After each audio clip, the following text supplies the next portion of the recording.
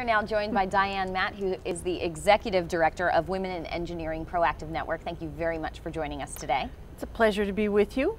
So this is a busy and important time of year for you. You just wrapped up your 2013 WEPAN conference, and you've also held a joint symposium with ASEE. So talk to us about the mission of Women in this Engineering Network. Great. WEPAN's core purpose is to propel higher education to both increase the numbers and advance the prominence of diverse communities of women in engineering. So everything we do is directed toward that kind of catalytic mission. And about 18% of engineering undergraduates are women, and even fewer are tenured in faculty. So have these numbers been steadily on the rise as you have seen, or not so much? Well, it's helpful to look back over time, and in the early 1970s, only 2% of the engineers were women. By the 1990s, that number had risen to 17%, and nowadays we're sort of hovering at 18% of the enrolled students are women. Roughly 9 to 11% of the faculty are women.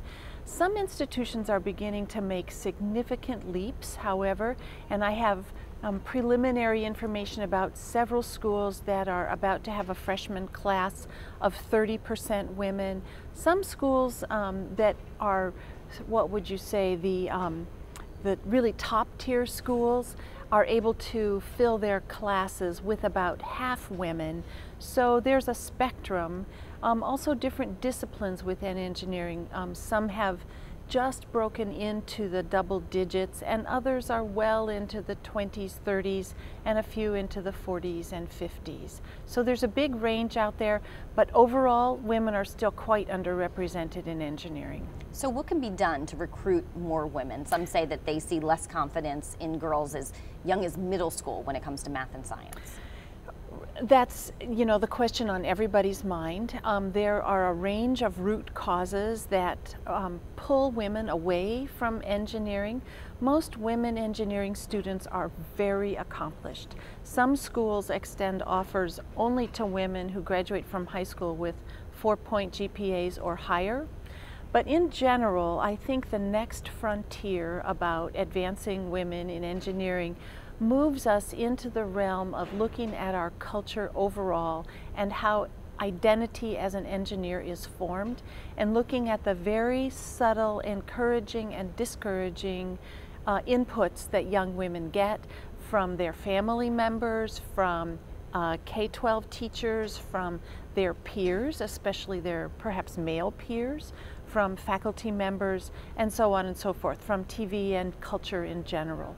So all of those things play into what allows a young woman to form a personal identity as an engineer, and it's a different kind of task to shift culture so that more women can actually develop their talent as engineers.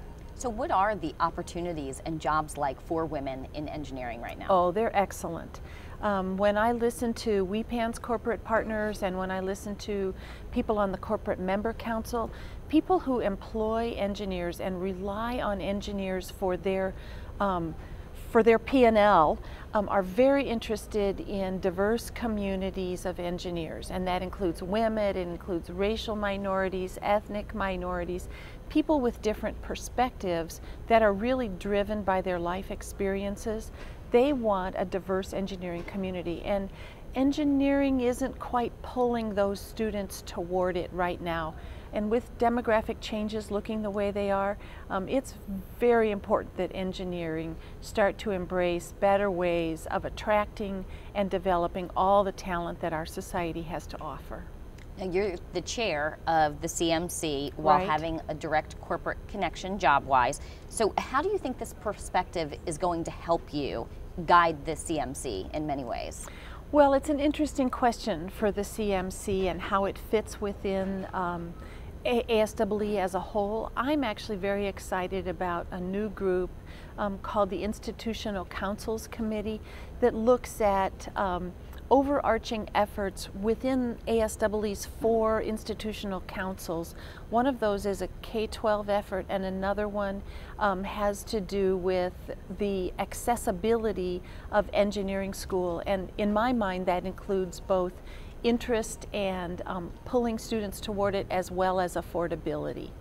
So I think those initiatives are going to be informed by my day job, as well as others' experiences and inputs.